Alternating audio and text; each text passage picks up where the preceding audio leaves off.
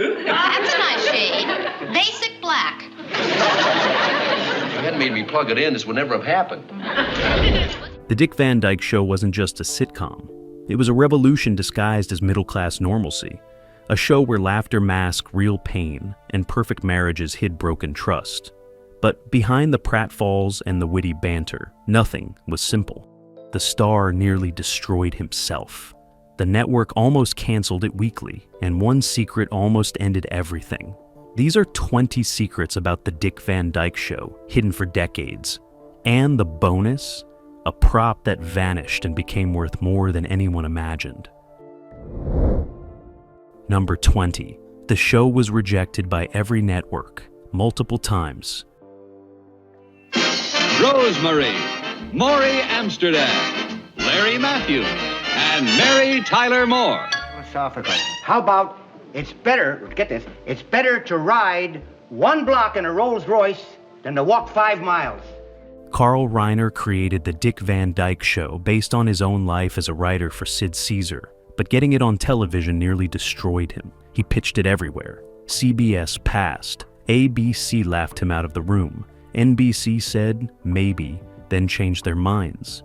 Every executive gave the same feedback. Too sophisticated, too New York, too Jewish, not relatable enough for middle America. Reiner was devastated but refused to quit. He shot a pilot with himself in the lead role, playing the semi-autobiographical Rob Petrie. The networks watched it and passed again. Wrong star, they said. That too ethnic. Audiences won't connect. Reiner swallowed his pride and recast with Dick Van Dyke, a tall, gangly Gentile from Missouri who embodied everything the networks wanted. Suddenly, doors opened. CBS bought it, gave it a slot, then almost immediately regretted the decision. The first season ratings were terrible, barely scraping by, executives preparing cancellation notices weekly. Reiner fought for survival every episode, rewriting constantly, adjusting tone, searching desperately for the formula that would save his creation. The show that would eventually win 15 Emmys spent its first year on life support, one bad rating away from oblivion. Number 19. Dick Van Dyke was an alcoholic. Throughout production. Hardly worth steaming open, huh? Didn't want to put me to the trouble. How do you always know, Daddy? A little bird told me. Now you drink. Behind the pratfalls and the $1 Million Smile, Dick Van Dyke was drowning. He'd been drinking heavily for years before landing the show, using alcohol to manage anxiety and insecurity about his abilities. When production started, the pressure intensified everything. He was the star, the name above the title, carrying a show that could fail at any moment. So, he drank more. Mornings started with vodka in his coffee. Lunch breaks meant multiple martinis. By evening tapings, he was functioning but impaired, relying on muscle memory and natural talent to get through scenes. The cast and crew knew, but said nothing, protecting him, covering for missed marks and forgotten lines. Mary Tyler Moore later said she could always tell when he'd been drinking heavily because his physical comedy became more reckless, more dangerous, like he was punishing himself through his body. Van Dyke fell down those iconic stairs sober and drunk, but the drunk falls hurt more, left bruises that makeup had to cover. He hid bottles everywhere, in his dressing room, behind props. Even in the ottoman he famously tripped over. The shame was crushing, but the addiction was stronger. He'd finish tapings and drink until he blacked out, waking up not remembering performances that millions had watched and loved. Number 18. Mary Tyler Moore was 24, playing a mother. Any mail for me? Yes, a letter from your cousin Joe and one from your agent. Joe, I haven't heard from him in years. What's with him, I wonder? Well, he met a girl. Honey, but where are they? I threw them away. You threw them away? Well, they were only ads, dear. Nothing interesting. When Mary Tyler Moore auditioned for Laura Petrie, she was 24 years old, impossibly young to play a suburban mother. The network worried she looked too much like a kid playing dress-up, too fresh-faced and inexperienced to carry the wife role convincingly. They wanted someone older, more maternal, someone who had lived enough to bring depth to domestic scenes. But Carl Reiner saw something special in Moore, a spark that couldn't be manufactured, a comedic timing that was pure instinct. He fought the network hard, arguing that Laura should feel young and vibrant, not dowdy and tired like every other television wife. The network reluctantly agreed, but with conditions. Moore had to dress more conservatively than she wanted. No tight sweaters or revealing outfits that would emphasize her youth. She fought back on that restriction, insisting Laura wouldn't dress like someone's grandmother. The compromise became legendary. Moore wore capri pants, form-fitting and stylish, but not scandalous, and the network received thousands of complaint letters from viewers who thought showing a woman's ankles on television was morally corrupt. Moore kept wearing them anyway, turning the pants into a feminist statement before feminism was mainstream. At 24, she understood something the older executives didn't. Women wanted to see themselves as vibrant and sexual, not just as mothers and wives who'd surrendered their identities. Number 17. The show's writer's room was viciously competitive. Wouldn't have gone to the trouble to learn how to read. Hey, that's funny. Well, I don't think that's funny. I don't mean the line, the situation. Look, we do yeah? Well, we women are no more curious than you men. Now, Alan challenges her, see? And he says, all right. Laura says, watch me now. I'll never open it. The Dick Van Dyke Show's brilliant writing came from creative warfare. Carl Reiner assembled some of television's sharpest minds, then pitted them against each other in brutal pitch sessions where egos got shredded weekly. Writers would spend days crafting the perfect joke, only to have it torn apart by colleagues who wanted their material featured instead. The competition bred resentment, but also excellence. Everyone pushing harder to avoid humiliation. Reiner encouraged this dynamic deliberately, believing conflict produced better comedy. He'd sit back and watch writers destroy each other's ideas, occasionally interjecting, but mostly letting the carnage unfold naturally. Some writers thrived in that environment, sharpening their skills through constant combat. Others broke, quitting after months of psychological abuse disguised as creative collaboration. The turnover was constant, talented people cycling through, unable to handle the pressure.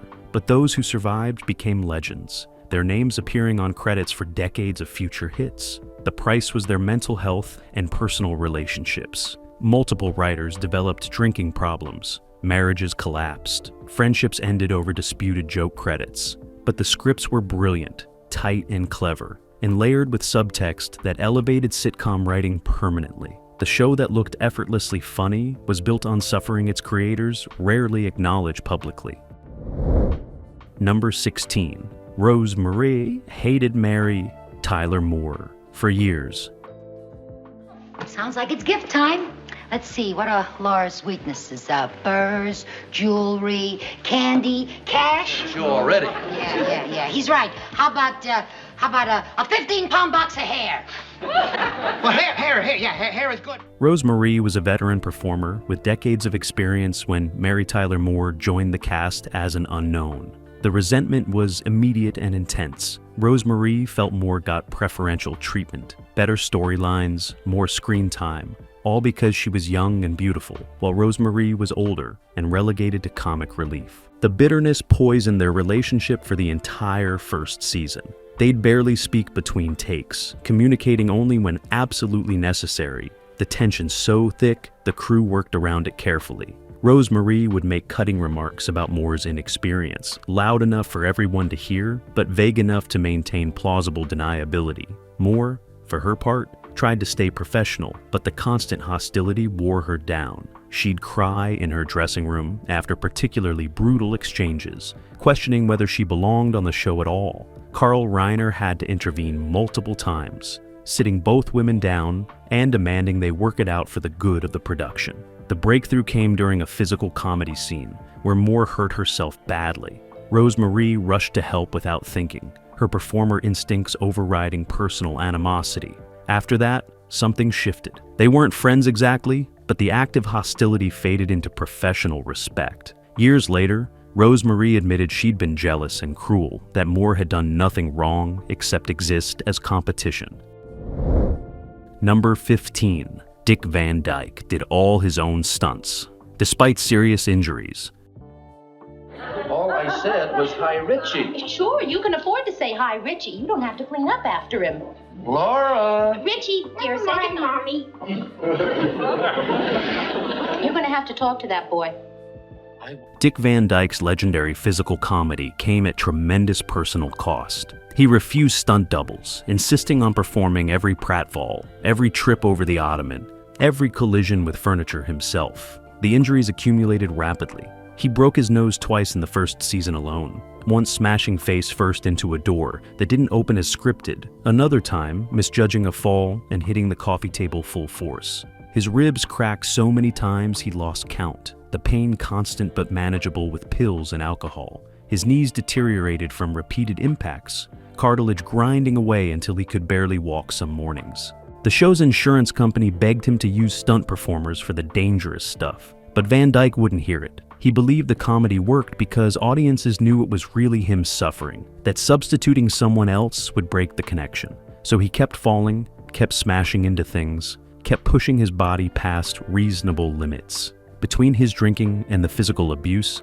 he was destroying himself systematically, but he never complained publicly, never admitted how much pain he carried daily. The smiling, graceful performer audiences adored was held together by painkillers and denial, sacrificing his body for laughs that looked effortless but cost everything. Number 14. The show almost got canceled after every season. You cold? No, I'm fine. You sure? Why'd you stop? Stop what? Rob, we'd better drive right back. I think you've caught a cold. You're shivering. Well, it's a family trait. All the male members of my family. For the first 3 seasons, the Dick Van Dyke Show existed in permanent crisis mode. The ratings were decent but never spectacular, hovering just above cancellation thresholds, while executives debated whether to keep investing in a show that wasn't delivering blockbuster numbers.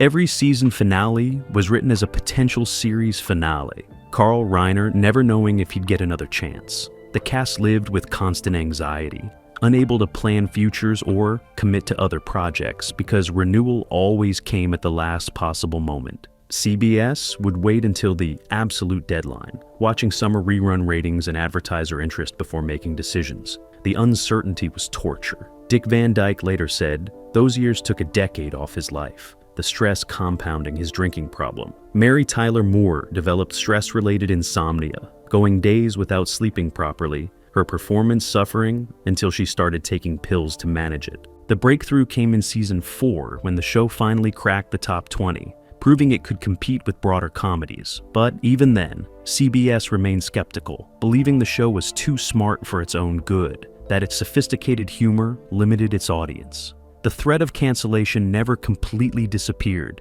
until the final season when Reiner himself decided to end it, choosing to go out on top rather than waiting for the network to make that choice for him. Number 13. Carl Reiner based Rob and Laura on his own marriage. Said you like my ottoman better than you like me, huh? Well, you know what you can do? You can keep your ottoman and I'll go. You. Rob, everybody thought it was me. I haven't had so many phone calls since I was secretary of the PTA. You are exaggerating. Every fight Rob and Laura had on screen, Carl Reiner had lived in real life. Every tender moment, every frustration, every compromise, it all came from his marriage to Estelle Reiner. He mined their relationship ruthlessly, turning private moments into public entertainment, often without fully considering the implications. Estelle watched herself portrayed week after week, seeing their arguments recreated with slight modifications, their intimate conversations repurposed as sitcom material. Sometimes she found it flattering, proof their relationship had value beyond just the two of them.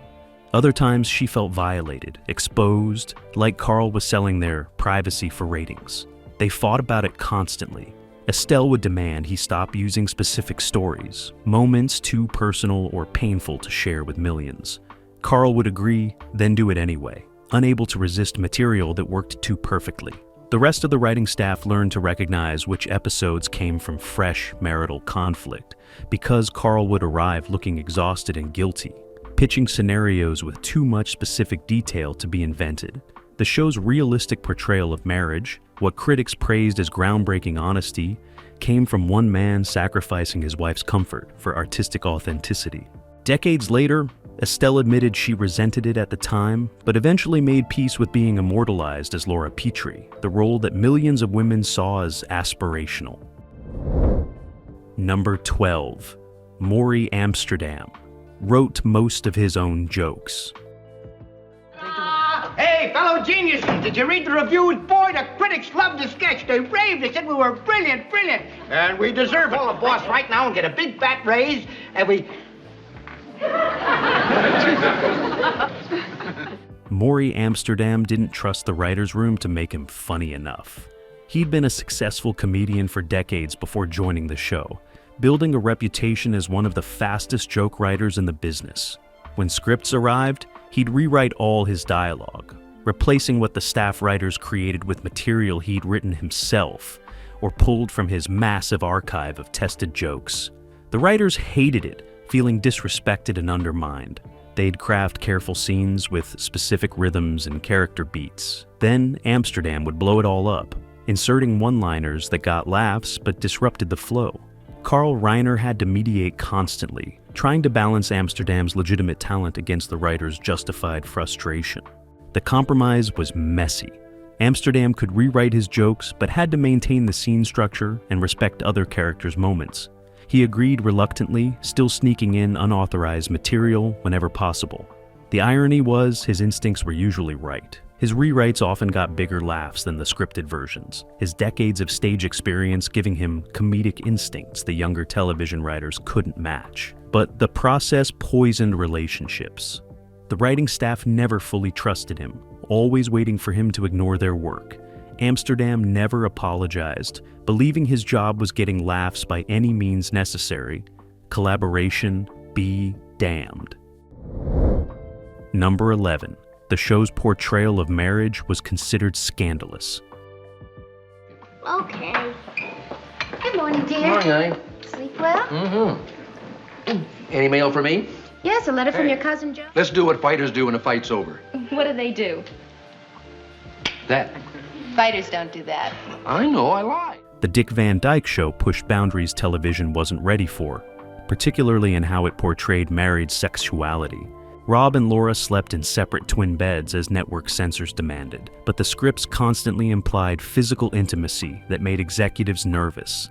Episodes featured Laura in nightgowns, Rob clearly wanting her, double entendres about their sex life that audiences understood perfectly. CBS received thousands of letters from religious groups demanding the show be canceled for promoting immorality and making marriage seem asexual instead of purely procreative. The network wavered, considering toning down the content, but Carl Reiner refused to back down. He argued married couples had sex, that pretending otherwise was insulting to audiences and dishonest artistically. The compromise was subtle innuendo instead of explicit references, moments that adults would catch but children would miss. A scene where Rob can't take his eyes off Laura getting dressed. A morning after sequence where they're both clearly satisfied. Brief touches and looks that communicated desire without stating it directly. This approach worked brilliantly, but required constant vigilance from censors who scrutinized every script for violations. Reiner learned to hide sexual content in plain sight, using physical comedy and clever writing to imply what he couldn't show. The result was a married couple who actually seemed to like each other romantically, revolutionary for 1960s television. Number 10. Mary Tyler, Moore's real son, died during production.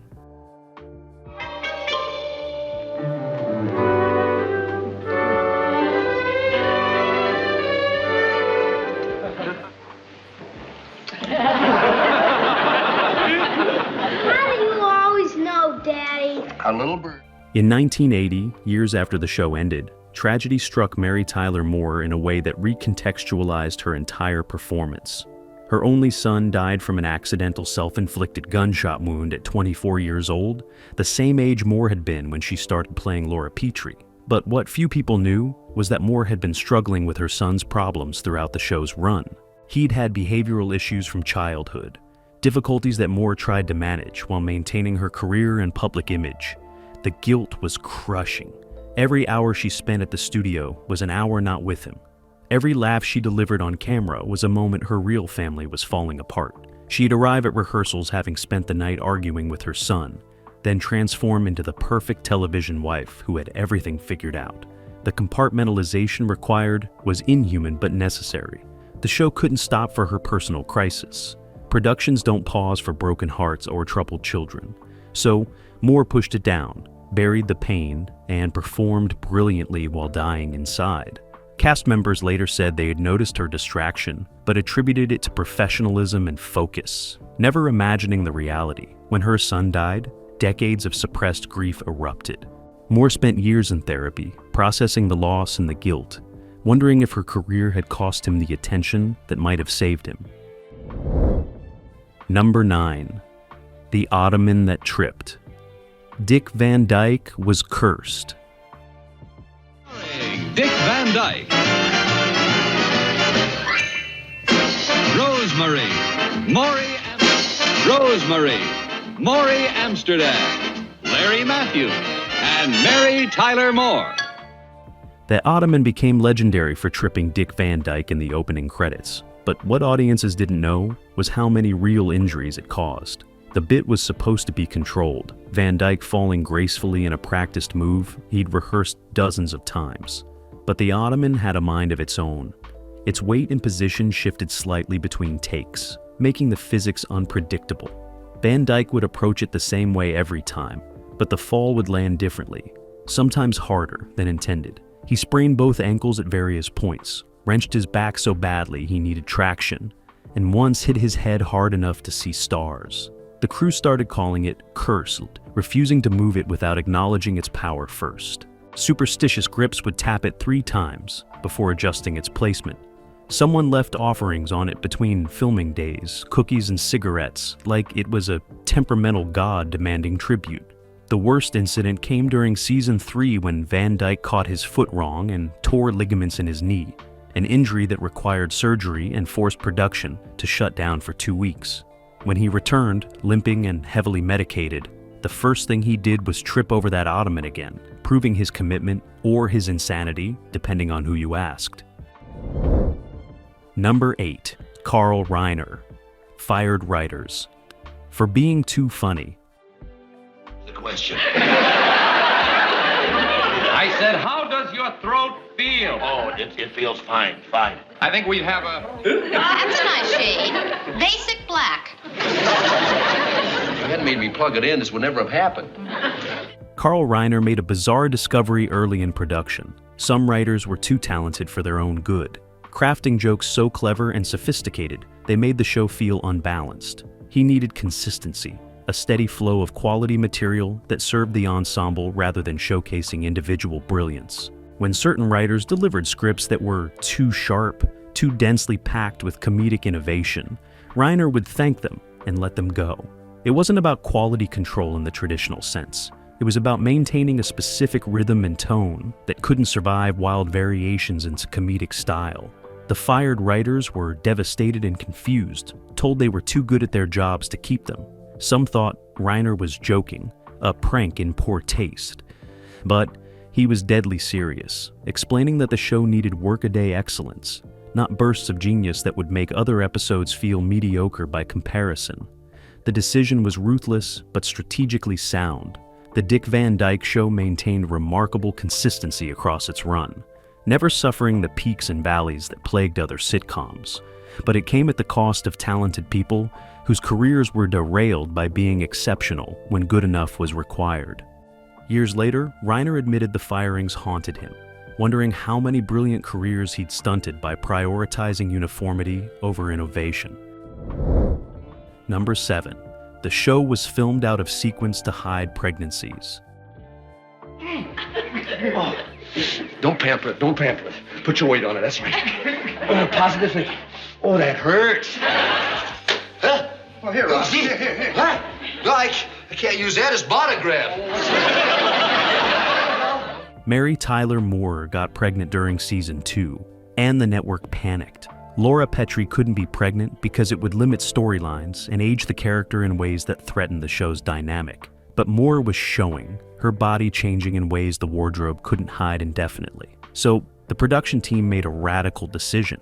They'd film episodes completely out of order, shooting all of Moore's scenes where she needed to look slim first, then tackling episodes where they could hide her pregnancy with careful blocking and loose clothing.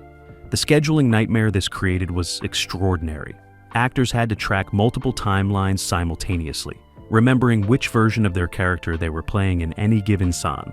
Dick Van Dyke would film a season finale in the morning, then shoot an early season episode after lunch, his performance having to shift emotional registers constantly. The continuity department went insane, tracking wardrobes and props and hairstyles across scrambled timelines. Scripts were rewritten on the fly to accommodate what they could and couldn't shoot on specific days. As Moore's pregnancy progressed while her character stayed frozen in time, the disconnect surreal for everyone involved. When the baby finally came, production shut down briefly, then resumed with Moore's weight loss carefully managed through even more scheduling gymnastics. The audience never noticed, the episodes airing in perfect chronological order, while the creation process was pure chaos. Number 6. Dick Van Dyke and Mary Tyler.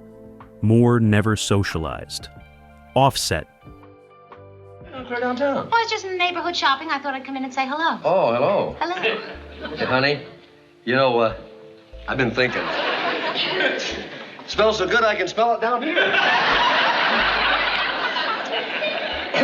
Rob, what do you... The chemistry between Dick Van Dyke and Mary Tyler.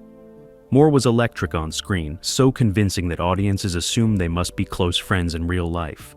They weren't. They barely spoke outside of work, maintaining a professional distance that shocked cast members who witnessed it. Van Dyke would finish a scene, retreat immediately to his dressing room, and drink alone. Moore would leave the studio the moment her work was done, never lingering for social interaction. They never had dinner together, never visited each other's homes, never developed the friendship their characters embodied so perfectly. The reasons were complex and unspoken. Van Dyke was drowning in alcoholism and didn't want Moore to see how bad it had gotten. Moore was managing her own family crisis and couldn't afford emotional entanglements with coworkers. Both were intensely private people who'd learned to separate performance from reality completely. Their professionalism was so thorough that they could generate authentic warmth on camera, then turn it off like a switch the moment someone called cut. Other cast members found it unsettling, the way they'd be laughing together one second, then acting like strangers the next. But that discipline served the show brilliantly. They never got sick of each other, never had personal conflicts that bled into their work, never exhausted the chemistry that made Rob and Laura's marriage believable. Sometimes distance creates better art than intimacy ever could. Number 5. The show's finale. Was written in one night. You had your dinner? Well, yeah, I had to work late, so I picked up a fast cheese sandwich on the way home. I thought I'd save you the bother. Was this today's paper? Yes, dear. I've read it. Carl Reiner knew the show was ending, had months to plan the perfect farewell. He procrastinated spectacularly, unable to face the reality that his creation was dying. Days before filming the final episode, he still hadn't written it. The script deadline passed, the cast waiting nervously for pages that didn't exist. The network threatened legal action. The studio prepared to shut down production. Reiner finally locked himself in his office at 6 p.m., armed with coffee and cigarettes and crippling anxiety. He wrote through the night, pages emerging in a fever dream of nostalgia and desperation. By 6 a.m., he had a complete script, barely coherent from exhaustion, but emotionally true. The cast received pages an hour before the table read, no time to prepare or process. They read through it once, tears streaming, everyone understanding this was goodbye, performed live. The filming happened that same day, a brutal schedule that left no room for reflection or emotional preparation. Dick Van Dyke could barely get through his final scenes, choking up repeatedly, his performance raw because the pain was real. Mary Tyler Moore held it together through sheer professionalism, then collapsed sobbing the moment filming wrapped. The finale that aired was barely edited, Reiner too exhausted and emotional to tinker with it. What audiences saw was essentially the first take of a script written in panic, and somehow it worked perfectly, the urgency and emotion translating into something unforgettable. Number 4. Rose Marie's salary was half of what men earned. Making about 40 minutes. New Rochelle, huh? Hey! What do you know? I found my wallet. I must have dropped Coincidence. it. Yes, I have an after-dinner business engagement in Scarsdale. Is that still near New Rochelle? Well, yeah, they don't move towns that large off. Rose Marie was one of the main cast members in nearly every episode, delivering consistently brilliant comedic performances. She earned approximately half what Dick Van Dyke made, and significantly less than Maury Amsterdam, despite equivalent screen time and importance to the show's success. The wage gap was never discussed openly. Considered normal for the era, women simply worth less regardless of their contributions. Rose Marie knew, but felt powerless to fight it. She had bills to pay, a career to protect, and challenging the studio meant risking everything. So she stayed quiet and seethed, the unfairness poisoning her relationship with the show she helped build. Years later, she became an outspoken advocate for pay equality, using her experience as a cautionary tale about how systemic discrimination operated in plain sight. She'd calculate how much money she'd lost over the show's 5-year run, hundreds of thousands of dollars gone because of her gender. Wealth that could have secured her retirement, but instead went to male performers doing equivalent work. The bitterness never fully faded. In interviews decades later, she'd mention the pay disparity unprompted, unable to let it go because letting it go meant accepting she'd been cheated. The Dick Van Dyke Show was progressive in many ways, but it operated within an industry built on inequality, and even groundbreaking shows paid their women less because that's just how things were. Number 3, the show almost got Dick Van Dyke, Blacklisted. I'll call the 9 in the corner pocket. 9 in the corner pocket. Good luck. Here goes nothing.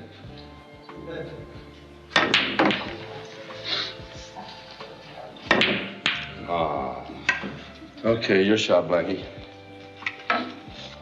In the early 1960s, sponsors had extraordinary power over television content, and they hated Dick Van Dyke. Not personally, but his physicality made them nervous. The constant falling, the slapstick violence, the implication that he was clumsy or incompetent. They worried it made their products look bad by association. Procter & Gamble, one of the show's major sponsors, threatened to pull funding multiple times, demanding Van Dyke tone down the physical comedy or be replaced. CBS took these threats seriously, calling emergency meetings with Carl Reiner to discuss recasting the star of a show named after him. Reiner fought back furiously, arguing the physical comedy was essential, that removing it would destroy what made the show special. The sponsor representatives wouldn't budge, insisting that associating their soap and cleaning products with a man who couldn't walk across a room without injuring himself was brand suicide. The standoff nearly killed the show. CBS prepared to cancel rather than lose sponsor money. Reiner prepared to take the show elsewhere, even though no other network wanted it. Then something unexpected happened. The ratings improved just enough to make CBS rethink the calculus. If the show could draw audiences, other sponsors would want in, reducing Procter & Gamble's leverage. The threat faded but never disappeared completely. Van Dyke's physical comedy, always one sponsor complaint away from ending his career. Number 2, Carl Reiner planned a spin-off. That never happened? This way, Blackie.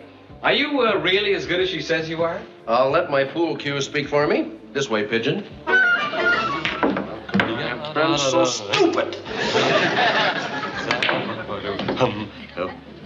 Carl Reiner secretly developed a spin-off centered on Buddy Sorrell, the character Maury Amsterdam played. He wrote a pilot script, pitched it to CBS, got preliminary approval, all without telling the main cast. The plan was to launch it during the final season, using the Dick Van Dyke Show's established audience to guarantee success. Buddy would leave the Alan Brady Show to pursue his own writing career, the setup allowing for guest appearances from the original cast while establishing new characters and dynamics. Reiner saw it as a way to extend the universe he'd built, keeping these characters alive even after the main show ended, but Maury Amsterdam culled it. When Reiner finally approached him about starring in his own show, Amsterdam refused flat out. He was tired, burned out from 5 years of constant work and creative battles. He wanted to return to live performance, clubs and theaters where he had complete control over his material. The idea of signing up for another multi-year television commitment filled him with dread. Reiner tried to convince him, offering more money and creative control, but Amsterdam wouldn't budge. Without its star, the spin-off died, the pilot script failed, and was forgotten. Decades later, when sitcom spin-offs became common, Reiner would wonder what might have been, whether Buddy Sorrell could have carried his own show, or if Amsterdam's instincts were right to walk away. Number 1. Dick Van Dyke nearly died from alcohol poisoning during filming. Fair and square. So I don't know how it got so out of hand. It seemed like a few minutes ago we were playing for $2. But you won 10 games straight, and I owe you $300. This is on the level. I'm a legitimate real estate agent. Oh, sure. Won't you ever believe me? All right. The final season almost became a tragedy. Dick Van Dyke's alcoholism had escalated beyond control, his daily consumption reaching levels that should have killed him. He was drinking 2 bottles of vodka a day, starting before sunrise and continuing until he passed out. His liver was failing, his pancreas inflamed, his entire system shutting down. But he kept showing up to work, kept performing, kept hiding the extent of his addiction from everyone, including himself. Then one morning, he collapsed in his dressing room, unconscious and unresponsive. The studio doctor was called, took one look, and demanded an ambulance immediately. Van Dyke had alcohol poisoning so severe, his blood alcohol level was approaching lethal concentrations. They rushed him to the hospital, where doctors saved his life, but told him bluntly that another episode would kill him, that his body couldn't survive this abuse much longer. Van Dyke spent 3 days in the hospital. The production shut down, the network demanding answers. When he returned to set, pale and shaking, Carl Reiner pulled him aside for the most important conversation of Van Dyke's life. Get help or the show ends. Your choice. Van Dyke chose help, entering treatment while the season finished filming around him. His recovery was brutal and incomplete, relapses coming frequently, but he survived. The smiling performer audiences loved had nearly died making them laugh, his secret addiction almost becoming a very public tragedy. Bonus fact, the original scripts were stolen and sold as collector's items. Mommy, this is for you. Oh, what is it? Your favorite thing in this whole world, a complete Chinese dinner.